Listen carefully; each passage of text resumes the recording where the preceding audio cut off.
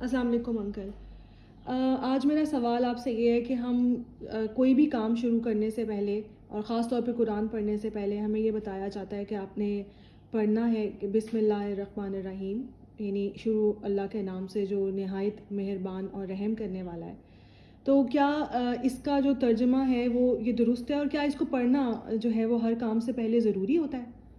بہت اچھا سوال ہے. یہ ہمارے بہت سے عقائدوں میں یہ چیزیں شامل ہیں، اور خصوصاً جو قرآن کی پہلی آیت جس پہ لکھی گئی ہے وہاں بھی بسم اللہ الرحمن الرحیم لکھا گیا ہے. اور اس کا عموماً ترجمہ جو کیا بھی آپ نے کیا کہ شروع اللہ کے نام سے جو بڑا مہربان اور نہایت رحم والا ہے. میں آپ سے پوچھتا ہوں، اس میں شروع کی عربی ہے؟ نہیں ہے، شروع کی تو عربی نہیں ہے. اب یہ ہے بسم. بسم جو تھا اصل میں یہ اسم نہیں تھا، یہ با سین میم، یہ اصل میں واو سین میم تھا، اور یہ واو سین میم کا واو ہٹا کے اس کو با لگا کے جوڑا گیا تو یہ ہو گیا بسم. وسم سے بنا بسم. اب وسم کسے کہتے ہیں؟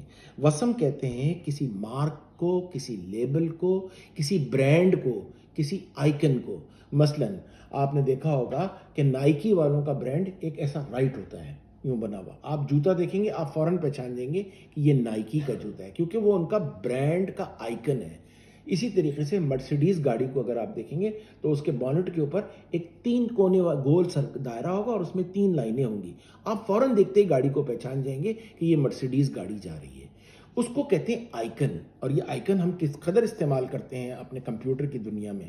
ہم آئیکن بنا لیتے ہیں اور اس آئیکن سے ہم فوراً پہچان لیتے ہیں کہ یہ کون سا فولڈر ہے. تو یہ اللہ تعالیٰ کا آئیکن ہے. بسم اللہ یہ ہوگا اللہ کا آئیکن، اللہ کی پہچان. الرحمن اور الرحیم یہ 2 اللہ کی پہچان ہیں. ایک تو یہ بات ہوئی. بسم اللہ کا یہ ترجمہ بالکل غلط ہے، شروع اللہ کے نام سے، اور پھر ہم کام کو ہم جو ہے نا اسی طریقے سے شروع کرتے ہیں بسم اللہ بول کر. اس کی کوئی تائید قرآن مجید سے اس طرح نہیں ملتی کہ آپ کام کرنے سے پہلے آپ بسم اللہ بولیں. دوسری بات، ایک لفظ آتا ہے اسم. اب یہ وسم ہے، دوسرا اسم ہے. اقرا باسم ربک الذی خلق.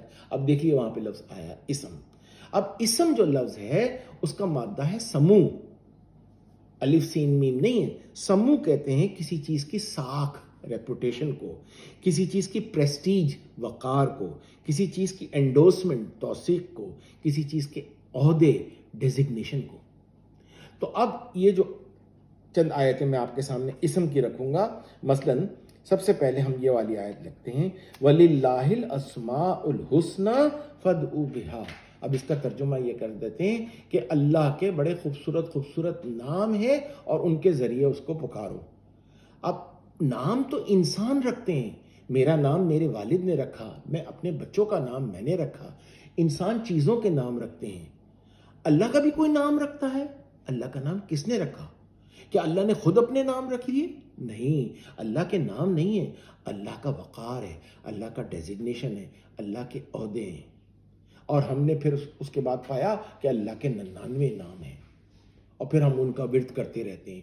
یہ اسماء الحسنہ یہ اللہ کے عہدے ہیں، اللہ کی صفات ہیں، اللہ کی پہچان ہے. یہ تمام باتیں تو اس کا ترجمہ کچھ یہ ہوگا کہ وَلِلَّهِ الْأَسْمَاءُ الْحُسْنَى، اللہ کی پہچان اس کی اعلیٰ ترین صفات ہیں.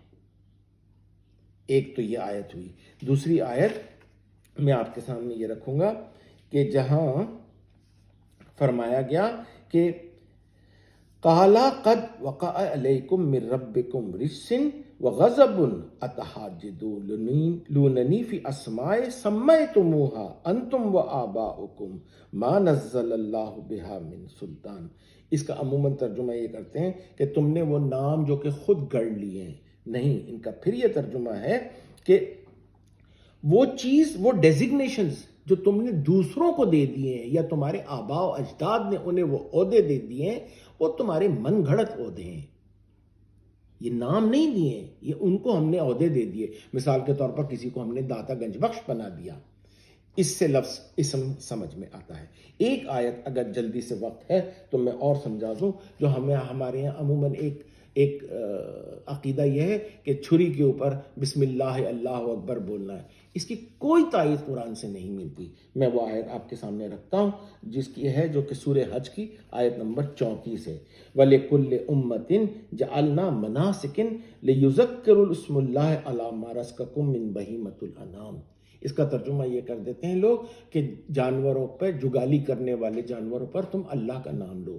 یہ غلط ترجمہ ہے. اس کا صحیح ترجمہ کیا ہے؟ ہم نے ہر طبقے ہر مزاج کے لوگوں کے لیے قانون اخلاقیات مقرر کیے تاکہ وہ اللہ کی قانونی توثیق کو نوٹ کریں ان اختیارات کے بارے میں جو ان کے پاس ہیں، خاص کر جانوروں کی بربریت سے متعلق. تو بہیمۃ الانعام جو ہے وہ کچھ اور چیز ہے. اسم اللہ اللہ کی توثیق، اللہ کی انڈورسمنٹ ہے.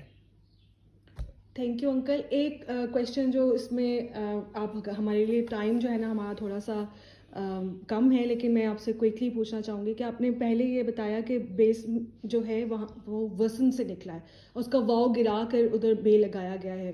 تو آپ یہ کیوں ہوتا ہے بس ہمیں کوئکلی بتا دیجئے تاکہ ہم پھر ہماری گائیڈنس کے لیے. دیکھیے بیٹا، اس میں یہ ہوتا ہے کہ عربی میں 3 حروف ایسے ہیں جن کو ہم حروف علت کہتے ہیں. یہ سک ورڈز ہوتے ہیں.